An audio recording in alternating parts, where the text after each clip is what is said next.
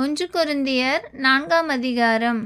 இப்படியாக எந்த மனுஷனும் எங்களை கிறிஸ்துவின் ஊழியக்காரர் என்றும் தேவனுடைய இரகசியங்களின் உக்ரானக்காரர் என்றும் எண்ணிக்கொள்ள கடவன். மேலும் உக்ரானக்காரன் உண்மை உள்ளவன் என்று காணப்படுவது அவனுக்கு அவசியமாம்.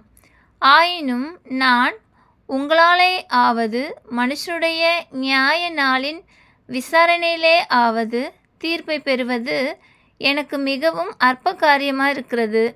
நானும் என்னை குறித்து தீர்ப்பு சொல்கிறது இல்லை.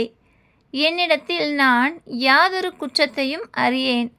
ஆகிலும் அதனாலே நான் நீதிமான் ஆகிறதில்லை. என்னை நியாயம் விசாரிக்கிறவர் கர்த்தரே.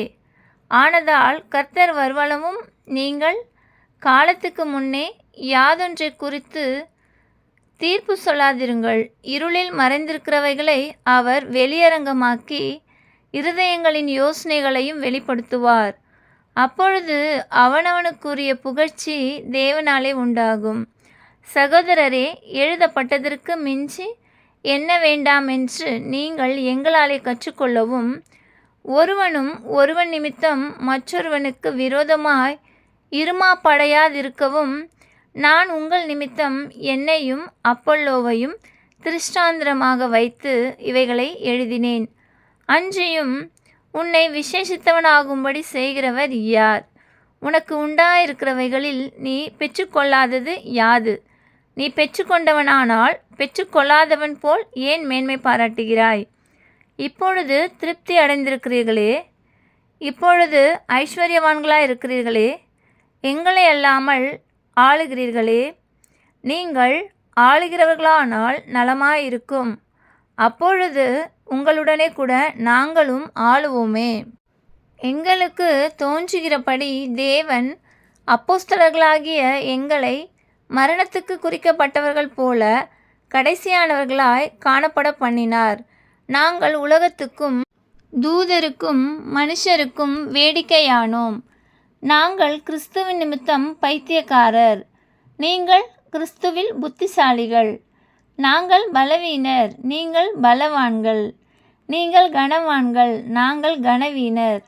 இந்நேரம் வரைக்கும் பசி உள்ளவர்களும் தாகம் உள்ளவர்களும் நிர்வாணிகளும் குட்டுண்டவர்களும் தங்க இடமில்லாதவர்களுமாயிருக்கிறோம்.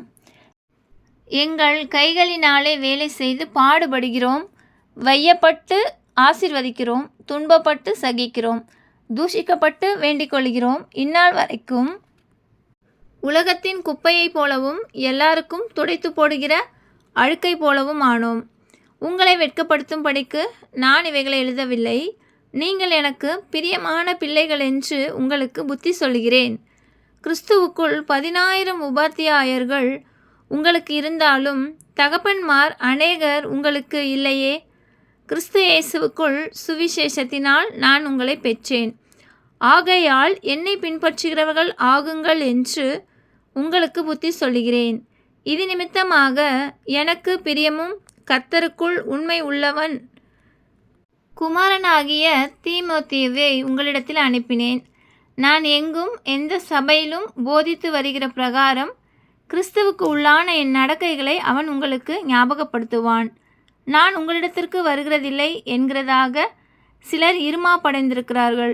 ஆகிலும் கர்த்தருக்கு சித்தமானால் நான் சீக்கிரமாய் உங்களிடத்திற்கு வந்து இருமாப்படைந்திருக்கிறவர்களுடைய பேச்சை அல்ல, அவர்களுடைய பலத்தையே அறிந்து கொள்ளுவேன்.